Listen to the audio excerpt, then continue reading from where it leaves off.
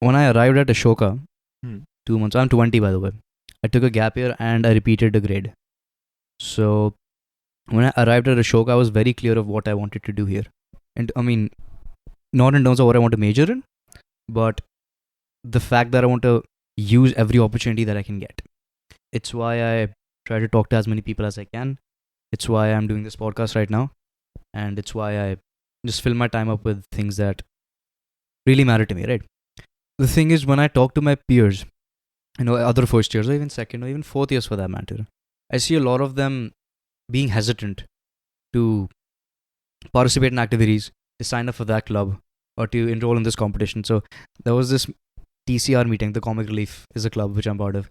And during the one of the meetings, they were like, okay, who all wants to audition for this role? And a bunch of people raised their hands. And there was this another girl there, and she was a bit nervous to raise her hand. And she's like, I could tell that she wanted to do it, and she's even said it later.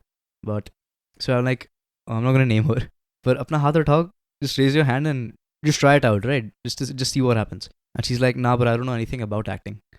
And I'm like, yeah, that's exactly the point. That's why I'm telling you to try it out.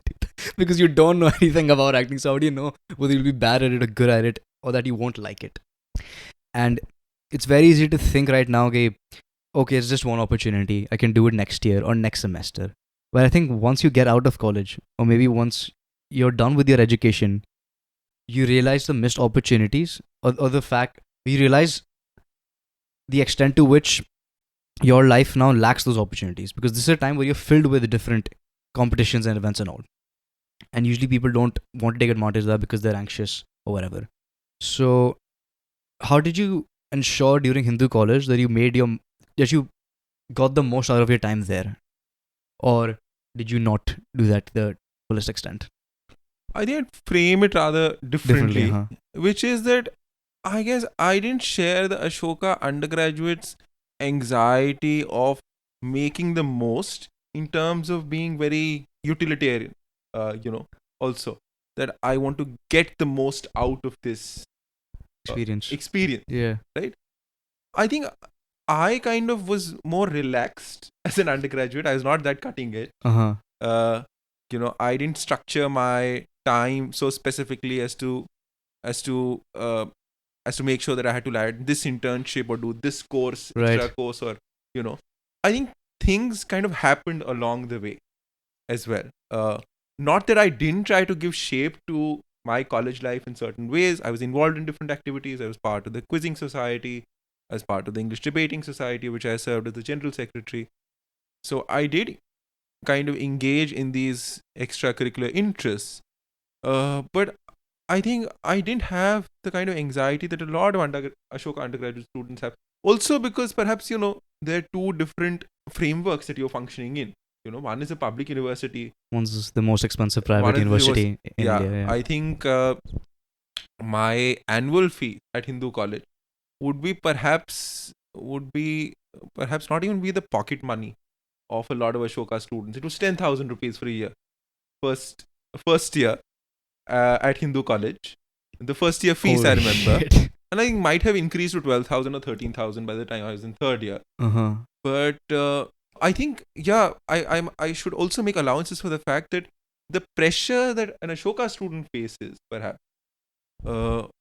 also because, he's not the recipient of subsidized kind of state-funded education. Yeah. He's paid a lot for it.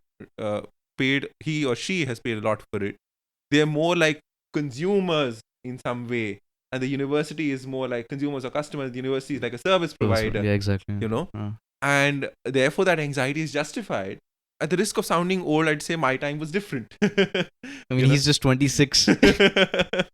But yeah, there was that, and I think there was another thing which I must admit, which was that as opposed to a system like Ashoka, where there's a definite emphasis on academic excellence, both in the kind of courses that are offered and who offer those courses in the first place. Uh-huh. You have the best of faculty, you have great resources, you have writing tutors and all of that.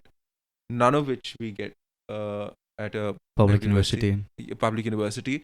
And there was we also had very different experiences. We had I remember a professor who abandoned us for an entire semester because he wanted to contest an election in Bihar. You just left. He just left. He went on leave, Uh-huh. and the college didn't even find a replacement for him. So as a result, we were left without a professor for a course for an entire semester, and we were secretly hoping that he wins the election and leaves us because he was not that great a teacher. But unfortunately, he lost. so yeah, I think academically, Delhi University was not rigorous at all, but most of the learning happened outside the classroom. Uh-huh. What In do the you mean? sense that you met peers who did not share your background, who did not share your privileges. People from all financial groups. I remember a student who's now an assistant professor in a Delhi University college telling me that I can't take the metro, I take the bus because the metro is too expensive for me. You had students who could only write the exam in Hindi because they did not know English, and they faced a paucity of resources, paucity of academic resources. So you became sensitive to those kind of perhaps people and their concerns in that environment, you know. And by having conversations with them, you would get to see another point of view. Whereas, I mean, while there is some kind of diversity in Ashoka, socially it's largely homogeneous. Or even financially. Yeah, even financially. So was there a surprise for you when you came here? Because if we talk about financial people from different financial classes and social groups that here, like you said, it's largely the same group of people that are here, that come to Ashoka. It's the rich, wealthy, 0.01%. I did the math. It is 0.01% of people financially that come here, and there are not many people that come from lower income backgrounds. In fact, on this floor, I was talking to someone who is here on 100% aid, and they talk about their apprehensions about mixing with or trying to talk to people of different financial backgrounds, because it's kind of nerve-wracking when people around you talking about taking a trip to US and you're thinking, "Ki, I can't even afford that." Right? So how do I even talk to these people? So clearly that's lacking at Ashoka. Do you feel like that's a huge disadvantage for people here because they're so far away from reality? There are a couple of things I feel. One, Ashoka is like an island because the university is not connected with Anything. with Exactly. its environments, with its surrounding environment. Let's say. Uh-huh. There's no Delhi University. You step out. There is the city. There's lots of other things Yeah. to explore and all of that. Outside, there's nothing. Everything that you explore is inside the campus, right? Secondly, and I've met students who are I've interacted with them, even befriended students who are on 100% aid. And from what they have told me, one made a very interesting comment. He said, "We don't interact with the Sodos." And I said, South Bombay. yeah, Sodo being South. Delhi. Yeah. And I couldn't figure that out initially. And then I realized, oh, he means South Bombay, South South Delhi. Delhi, yeah. Right?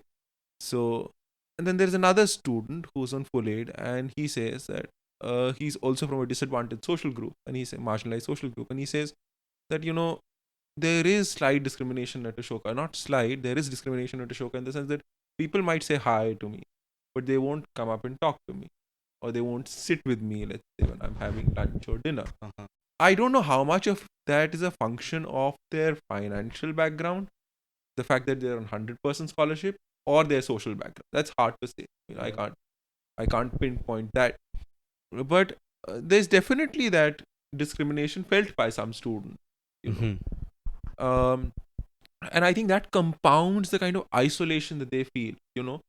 Undergraduate life, I must say, is tough enough because you are faced with the rigors of academic life and university life.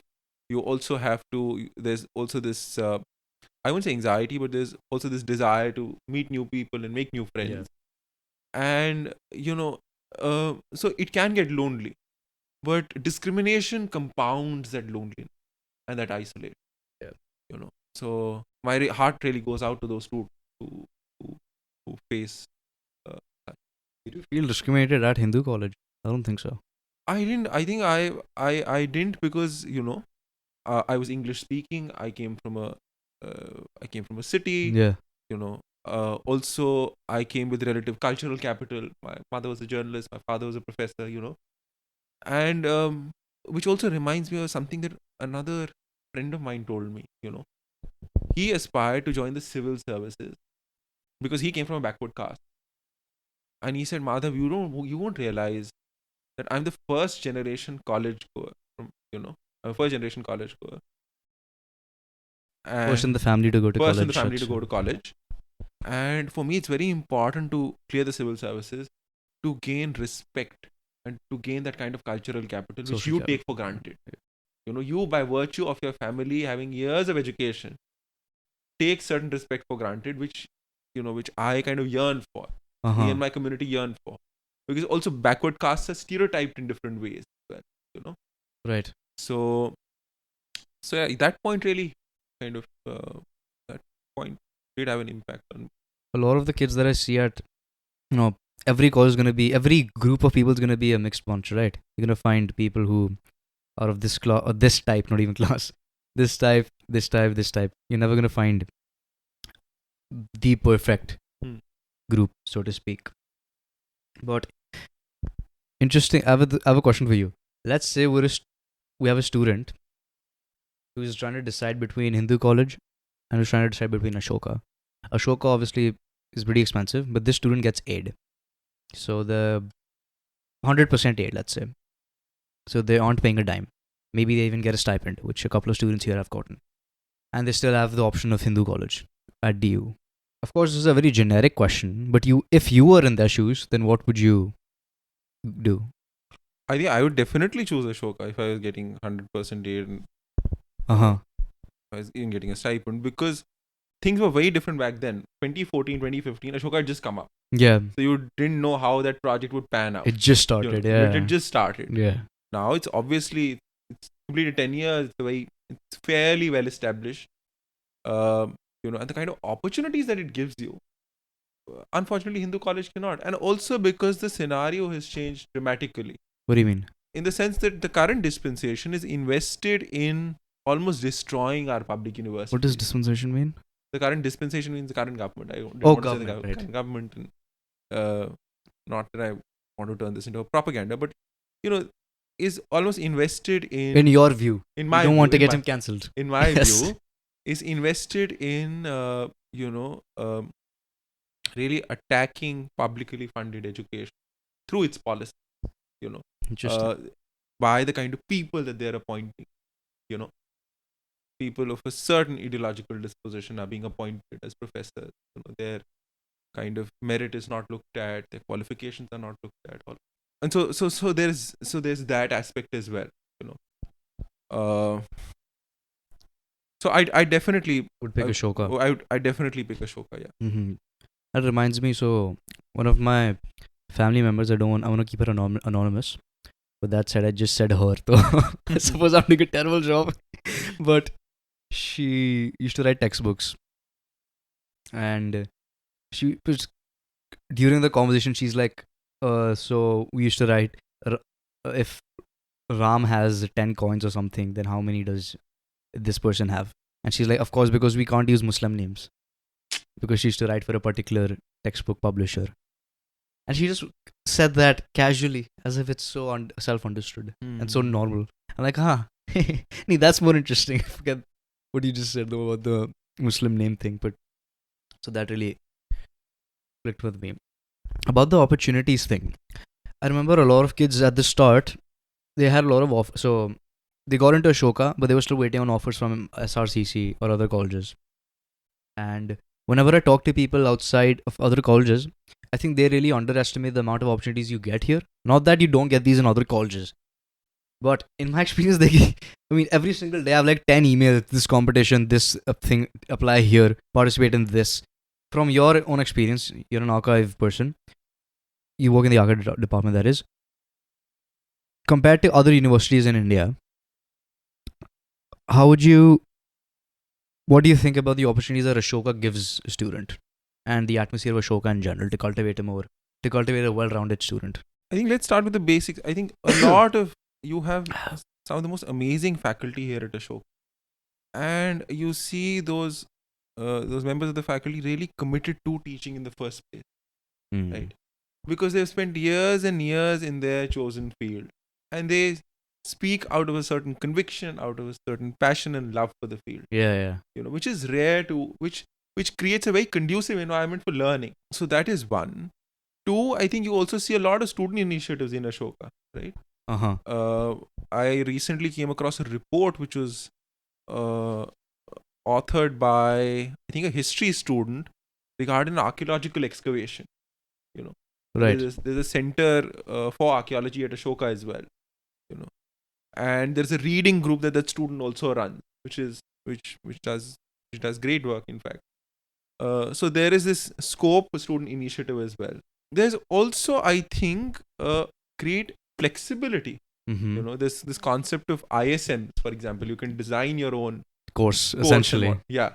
For those who don't know, ISMs are independent study modules. So you can do an ISM under a professor.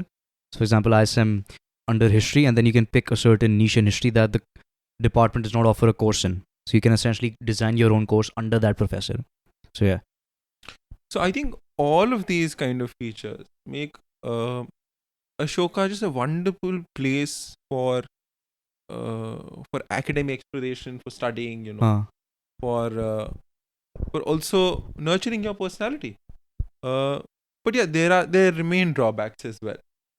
What do you think is the biggest drawback here? The drawback remains, I'd say, the lack of a real diversity. Whose mode of living perhaps goes against conventional liberal norms. Such as? So the students Like, that give me an I example. know, Yeah. Who are very strict when it comes to certain religious observances, and therefore they're made fun of or mocked at. For example, Jains don't eat pyaz and garlic. So I'm assuming that's like a thing to. Yeah, and also the way they appear, they wear a certain outfit. More religious, more ethnic. Yeah, Maybe yeah, mala yeah, apparently. yeah, yeah. Okay. So, I didn't so know how that. do they also end up feeling a part of the Ashoka community? Yeah, they Why? can't. Because Ashoka is sensitive to certain kinds of difference. If you're queer, if you're trans, and rightly so, they're more receptive. They're very receptive to those kind of concerns.